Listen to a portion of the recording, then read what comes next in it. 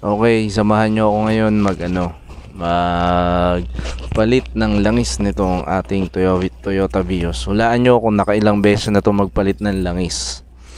Ito ay pangatlo na ngayon.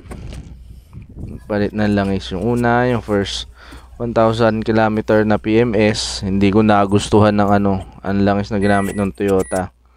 Kaya pinalitan ko 400 kilometers pa lang, pinalitan ko na kagad yun. Hindi ko gusto. Ayan, 2,666 pa lang ang kanyang tinakbo. Pero naka 5 months yung yung langis na alisin ko ngayon na motol. Pinalitan ko ng motol yung nilagay ng Toyota ng first 1,000 kilometers. Ito nga pala yung nabili ko na na cup type na oil filter wrench. 901 siya. Makikita nyo. Yan, saktong-sakto siya sa sa oil filter ng Vios 65mm. Tapos 14 flutes. Yan, saktong-sakto. Walang alug. Yes, Lazada Racing lang yan. Mura lang yan. Tapos, una kong hiniluluwagan dyan yung yung oil filter. Sinusubukan ko muna kung kaya kong tanggalin. Para kung hindi ko kayang tanggalin, mag-call a friend tayo. Punta ako dun sa talyer ng tropa, papatanggal ko.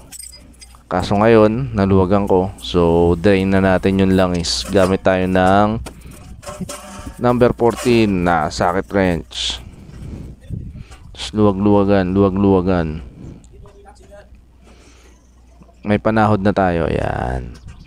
Oop! Madumi! Punasan na ng kamay. Patuluin natin. Pinapatulo ko lang yan at hindi ko hinahanginan sa ibabaw. Katulad sa mga gas station. Ayoko nun. Pagmumulan ng leak yun sa sa crankshaft oil seal natin, front and rear. Kaya ayoko.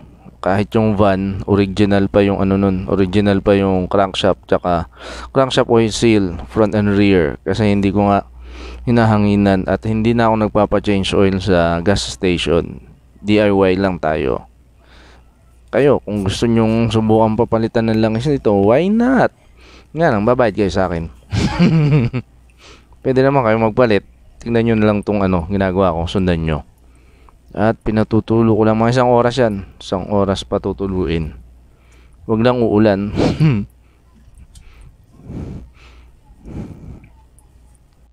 At ito na yung drain plug. At yung magpapalit tayo ng langis,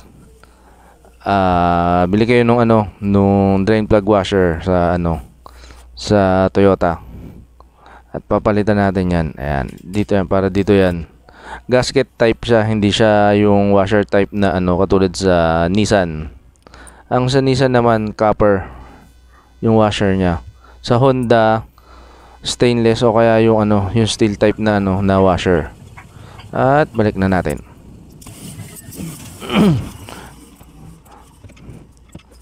Higpit. Okay na.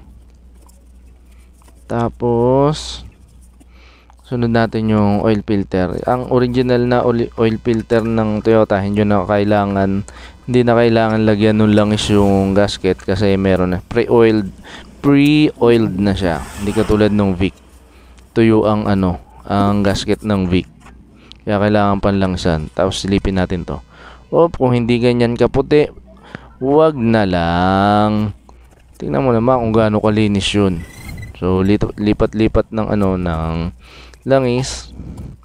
Yun, natira lang yung mga 400 ml dun sa 500 ml dun sa huling change oil ko. Kaya 3 litro na lang na bago yung binili ko. Tapos nilipat ko na lahat.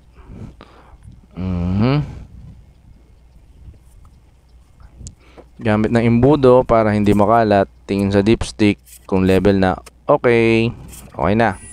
Tapos start ko na. Start. Sisilipin sa ilalim kung may leak sa ating pinagagawa kanina sa drain plug at sa oil filter. Wala namang tagas, so good to go na tayo.